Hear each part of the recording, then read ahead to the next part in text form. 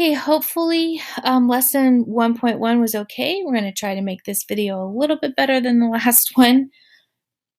Let's start with the notes for 1.2.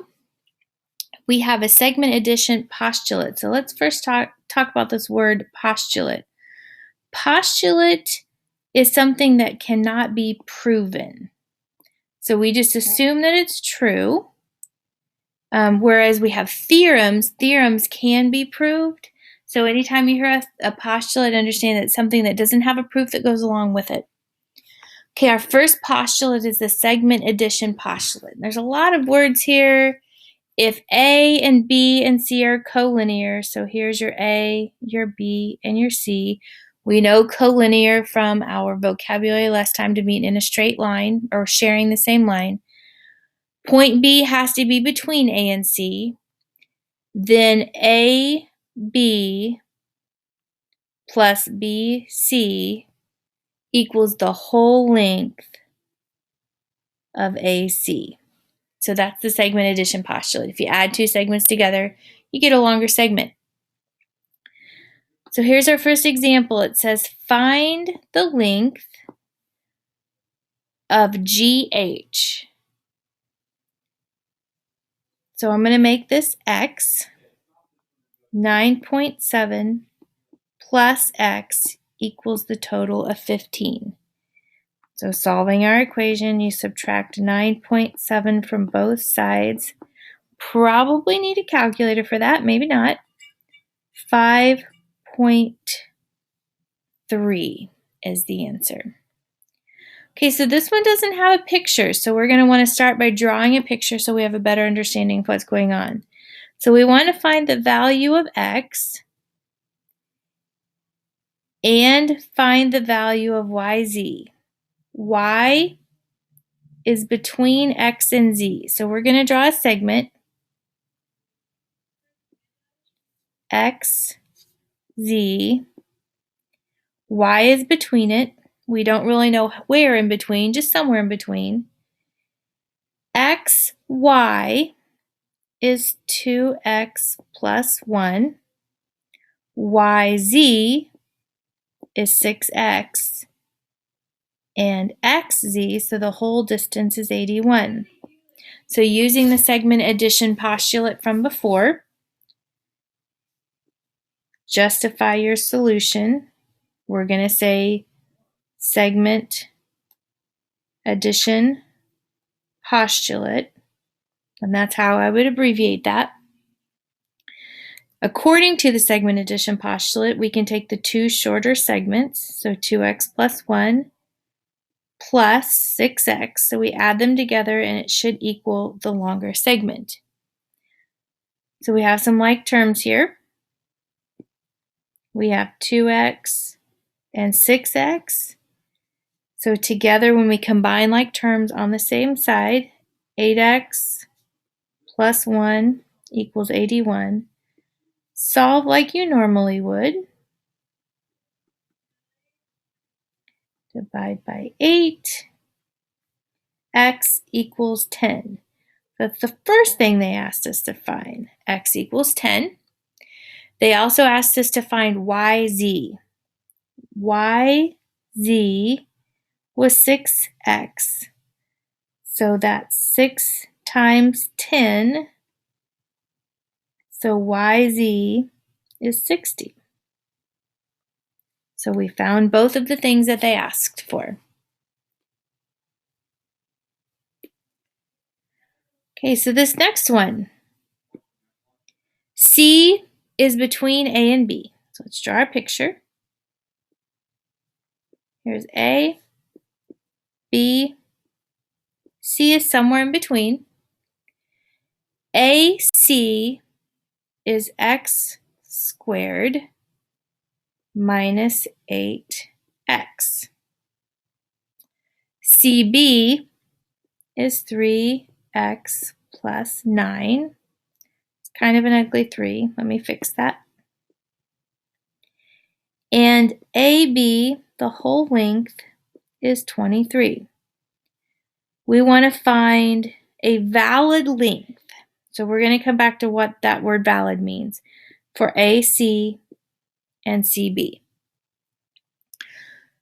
So we're going to use our segment addition postulate. The two shorter ones added together, so x squared minus 8x plus 3x plus 9 equals the entire distance of 23. So we have some like terms.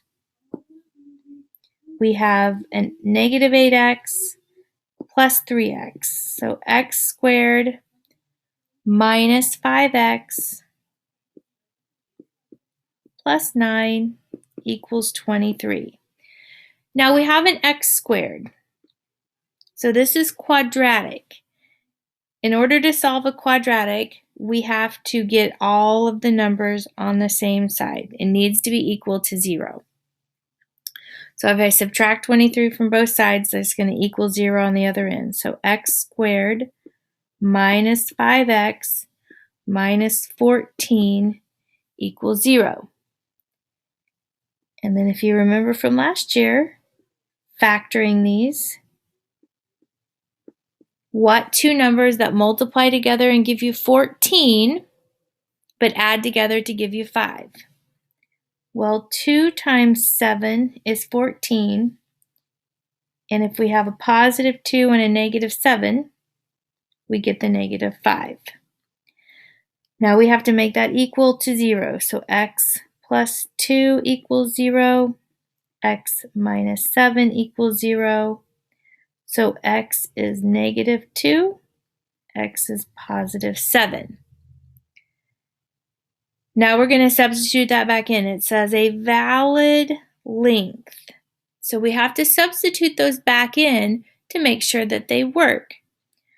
So let's substitute that into the x squared first. So let's try AC. So for AC, we have parentheses negative 2 squared. Anytime you have a squared, put your number in parentheses. Minus 8 times a negative 2. So that's positive 4 plus 16, which is 20.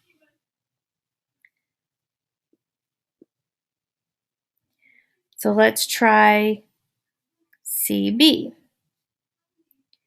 3 times negative 2 plus 9, that's negative 6 plus 9, which is negative 3.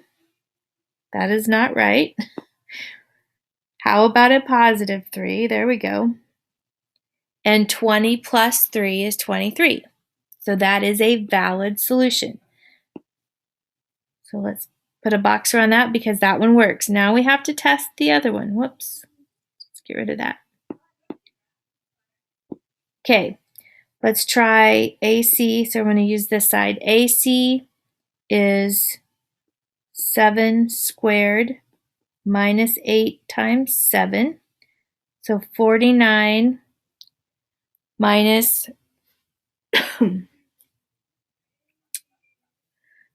sorry, we've got some stuff happening here. Minus 56. And 49 minus 56 is a negative 7. Can we have a negative 7 as a length? No. No negative lengths. You can't have a segment that's negative 7. So this cannot be part of the answer. So it says find a valid length for AC and CB. We found them right here. It can be 20 and 3. Okay, so let's try number 4. C is between A and B, so we're going to do the same thing.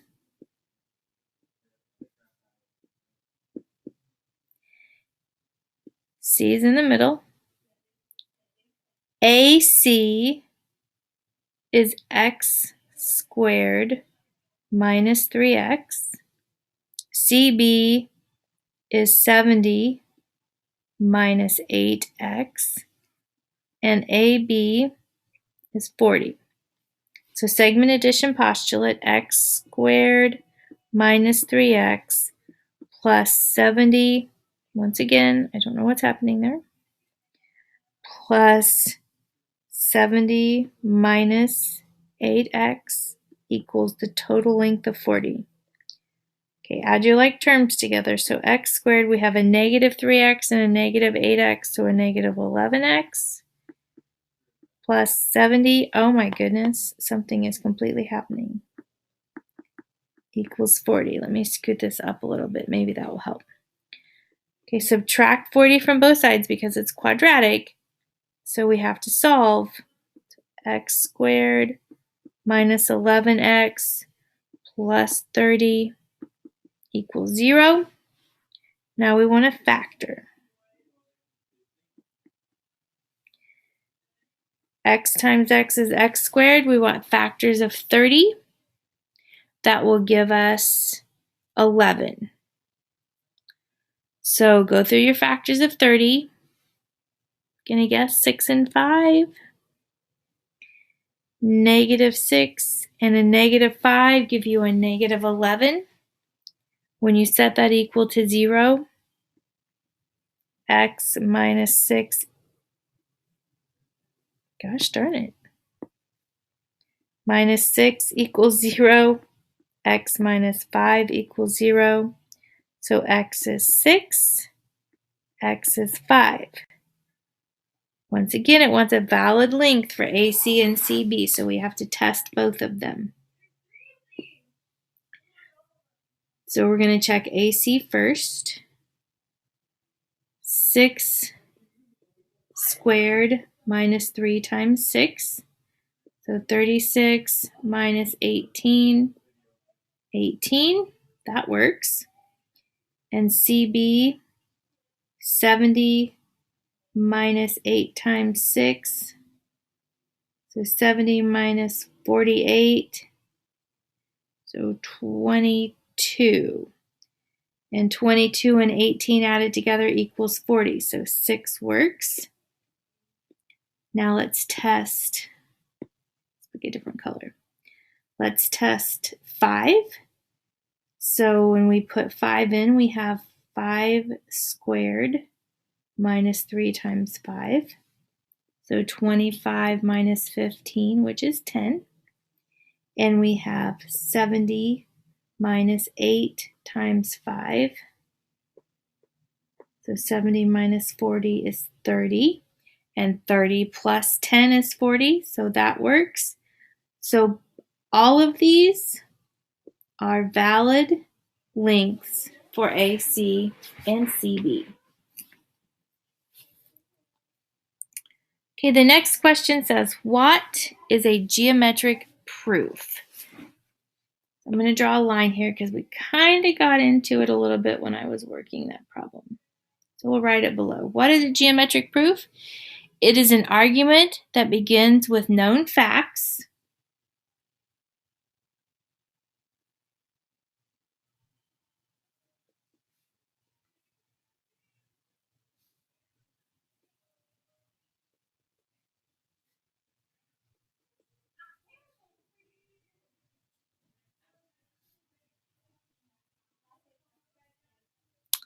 and continues with logical deduction.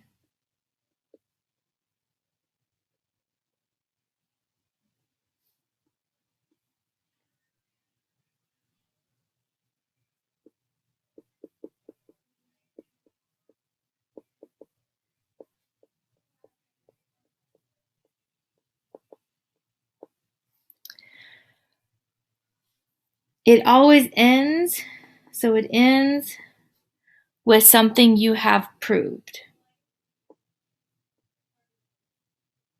It doesn't want to write with. There we go. Something you've proved. So we're going to look at our first 2-column proof today.